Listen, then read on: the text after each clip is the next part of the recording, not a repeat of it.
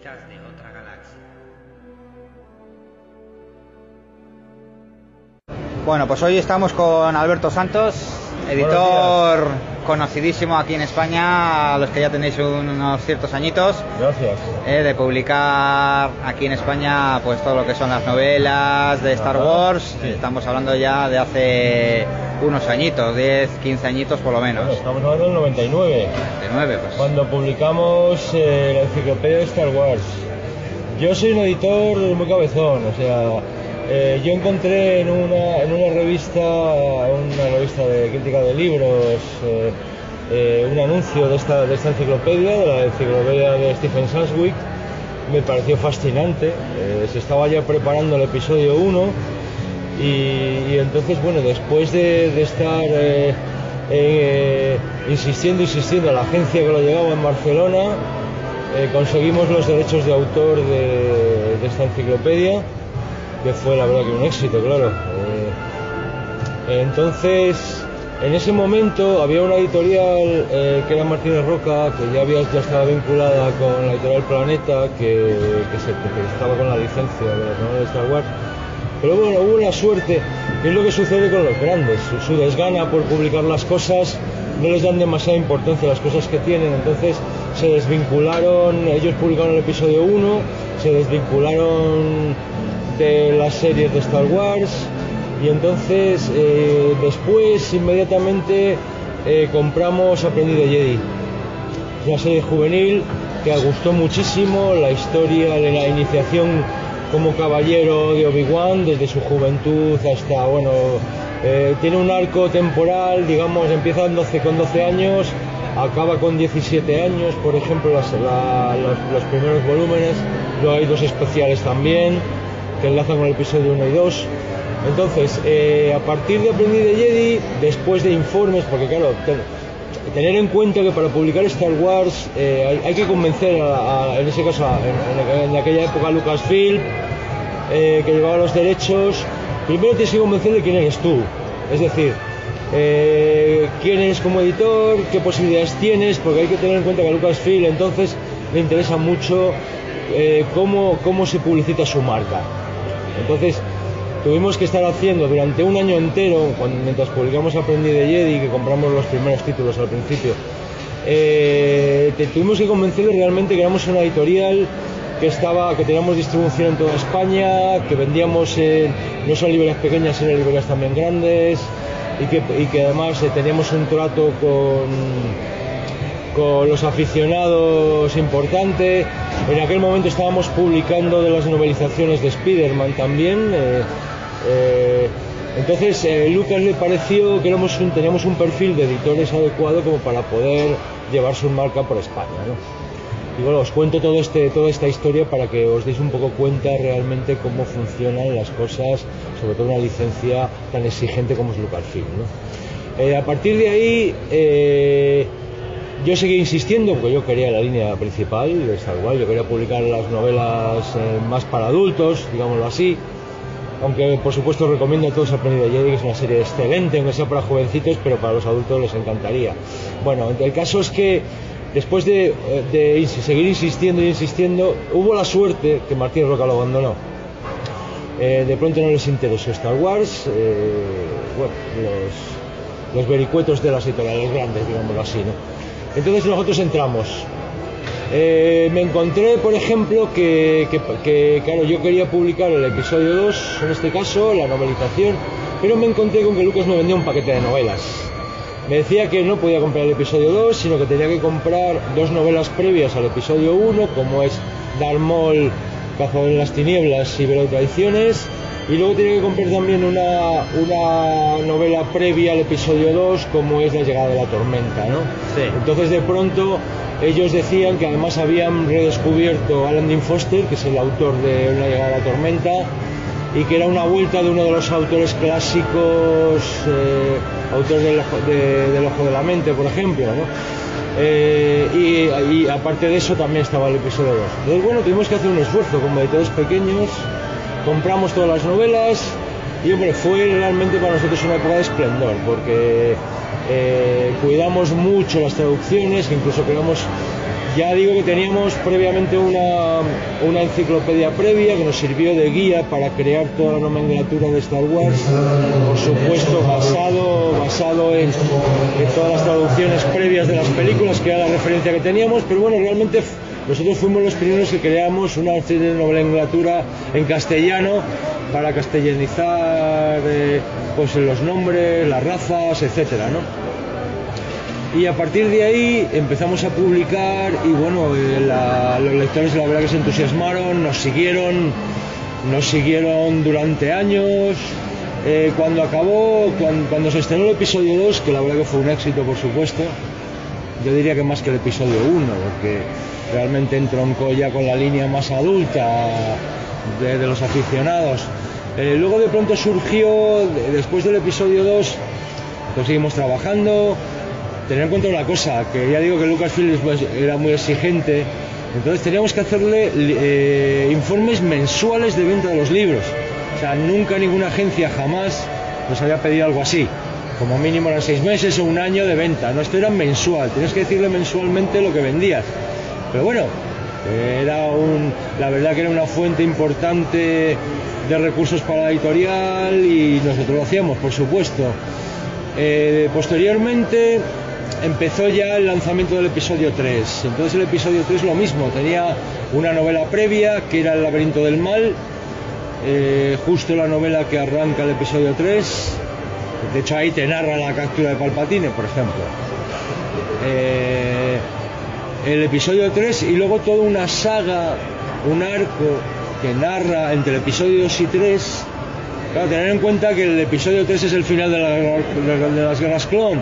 Entonces, claro, las guerras clon a nivel fílmico no se habían narrado nunca, no había series de televisión, los cómics estaban empezando a publicarse también sobre las guerras clon. Entonces, claro, una de las condiciones para publicar el episodio 3 era la novela previa, como ya he dicho, El laberinto del mal, pero también contratar la serie completa de las guerras clon, ¿no? Entonces, en aquel momento, por ejemplo, Lucasfilm había descubierto que la contratación de escritores de relevancia, escritores con calidad, hacían que Star Wars se engrandeciera y que además a nivel económico era muy importante porque se vendían miles de ejemplares. No hablo solo de España, hablo en el mundo y en Estados Unidos. Por ejemplo, del Rey, Valentine, que era quien tenía la licencia entonces, era una de sus líneas fundamentales era Star Wars, ¿no? Y además hay una cosa también muy importante en la época, y era que las novelas suponían ampliar el contenido de los propios films. Es decir, los films ya no eran algo que se basaba en sí mismo, que tenía un elemento temático en sí mismo, sino que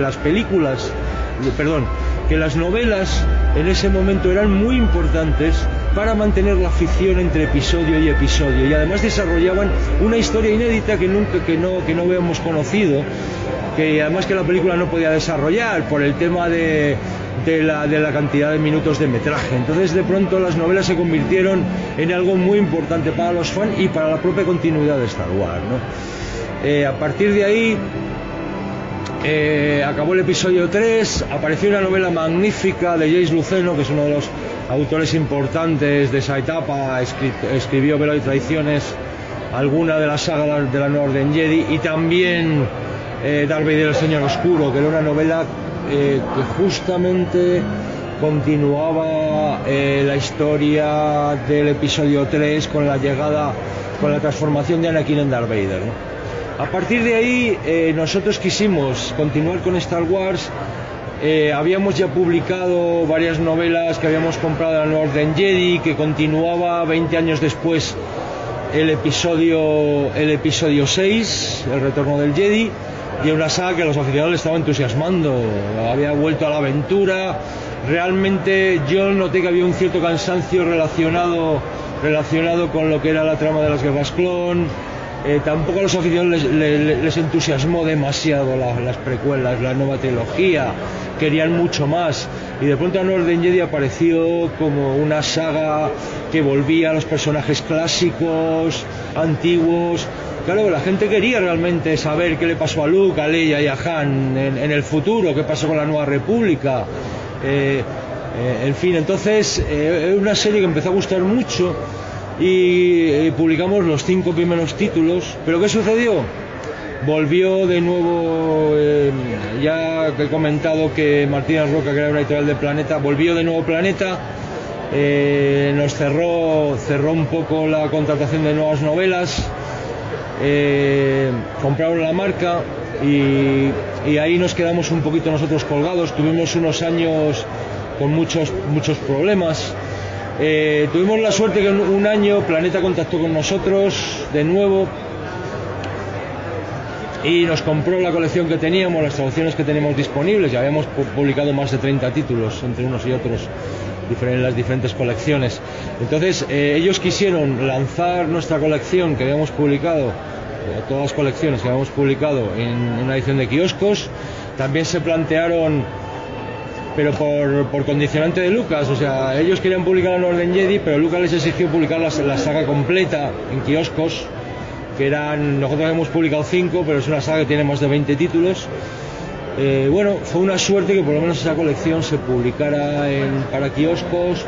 Nosotros trabajamos en las traducciones para que ellos pudieran sacar esa saga, les ayudamos.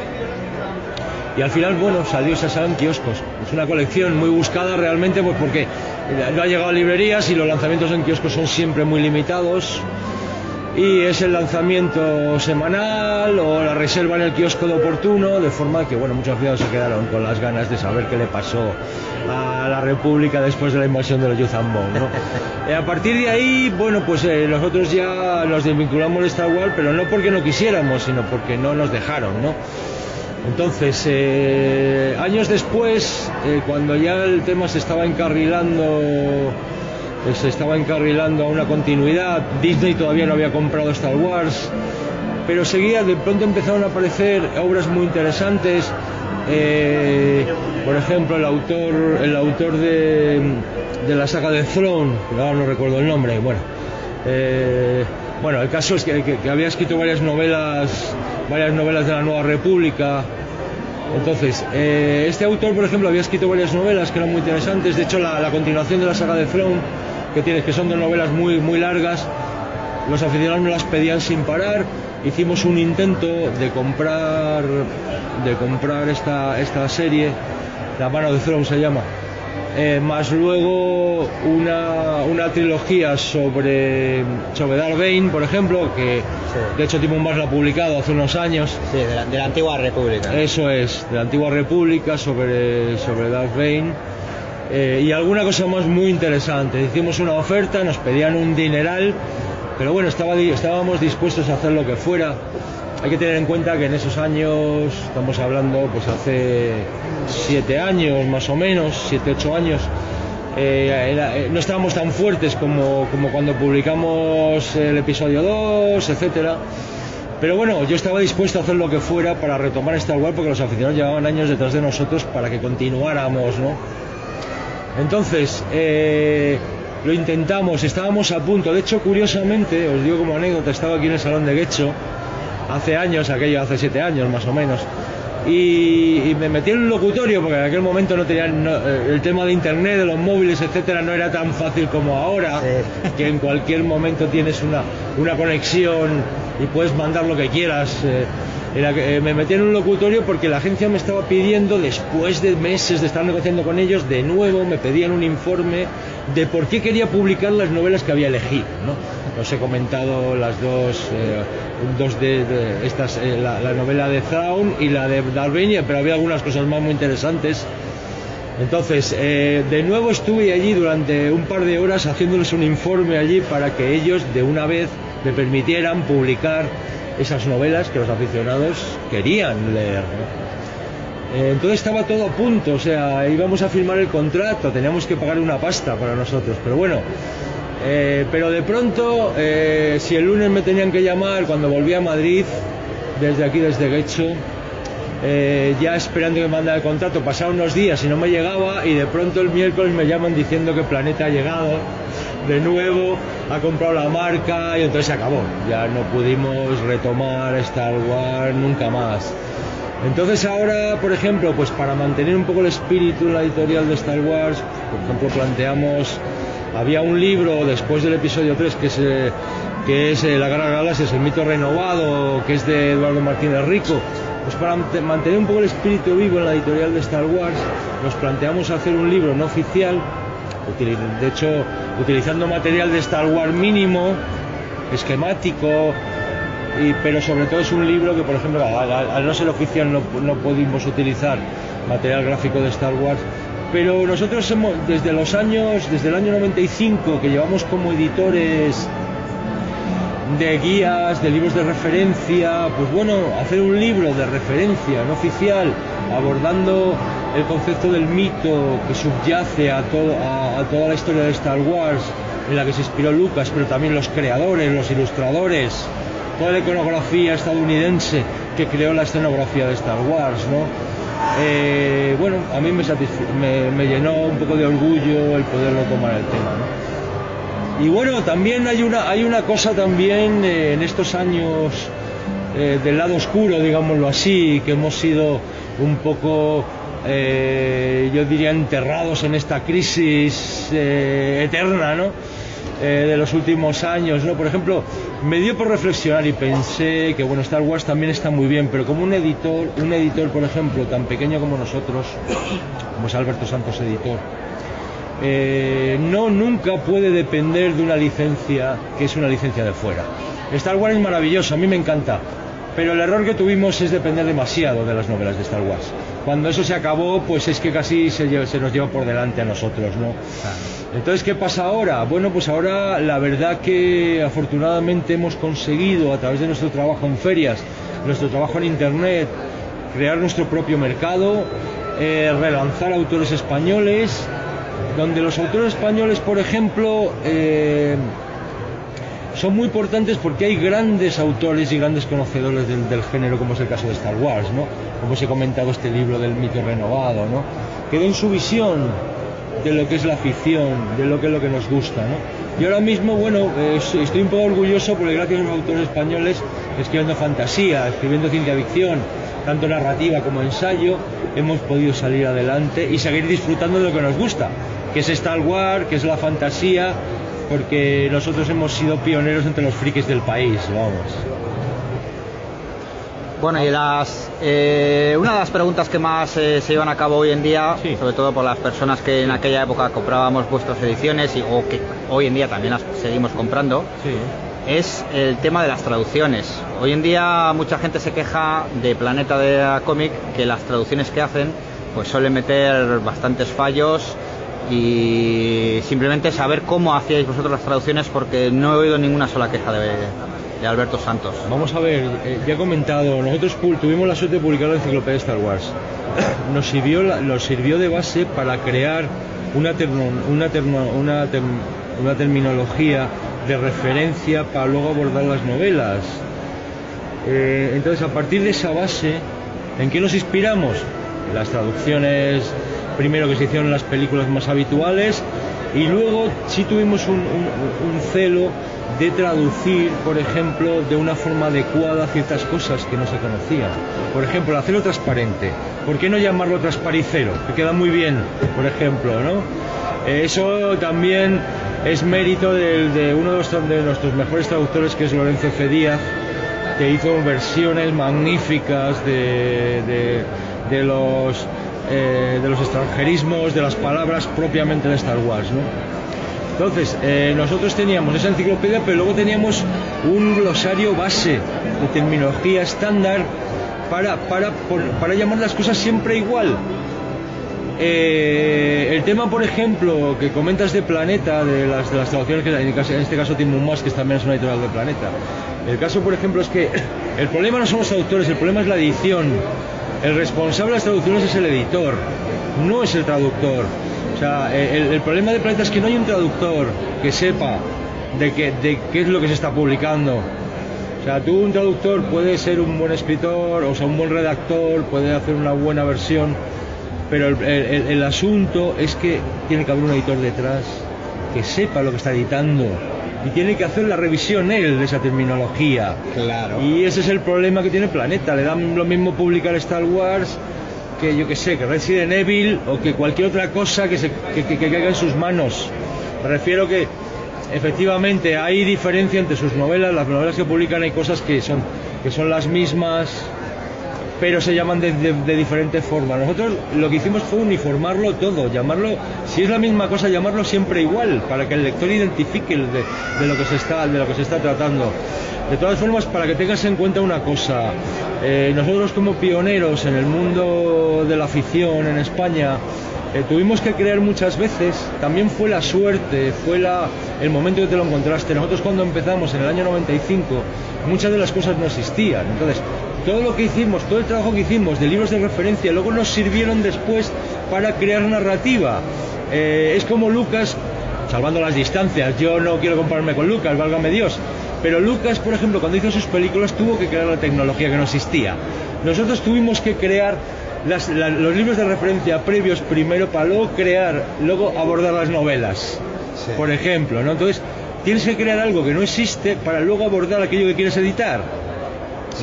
Se nota el trabajo que había detrás, sí. Porque hoy en día todos tenemos, la verdad que la mayoría de la gente que en aquella época comprábamos vuestras novelas, sí. Seguimos teniendo una gran admiración por esos libros, e incluso hoy en día vuestras novelas son de las más buscadas, son en unas ediciones fantásticas que se pueden encontrar de vez en cuando, por ejemplo, por nombrar algo, en eBay a unos precios, pues estamos hablando de que pues entonces que podían costar vuestras novelas en torno a los 20 euros, 15 euros, y realmente se venden vuestras novelas, en muchos casos he llegado a encontrar vuestras novelas por 60, 100 euros, 120 euros, alguna trilogía pues de las que habíais publicado vosotros. Para que, no sé si conocías ese hecho, pero para que tengas en cuenta el éxito y lo que es buscado hoy en día vuestras ediciones. Simplemente el trabajo bien hecho, la presentación, y que es una época para nosotros los fans de Star Wars mítica de aquí de Publicaciones de España. No es por desmerecer nada a Planeta, que está haciendo un gran trabajo, está trayendo bastante material que estamos pidiendo, y de hecho en el último año ha pisado el acelerador. Pero en lo que completa a lo que estamos hablando, en aquella época en la que se iniciaba prácticamente la edición en España de forma un poco ya más seria de las novelas de Star Wars, pues el trabajo que se hizo es simplemente espectacular. Y por último, y para agradecerte esta entrevista que nos has prestado para la Biblioteca del Templo Jedi, simplemente preguntarte, ¿cuál es tu novela preferida? Mira, mi novela preferida es el episodio 3. El episodio 3, que es de... La verdad que esto de estar de ferias se te olvida todos los nombres. Bueno, el episodio 3 es una novela de un escritor.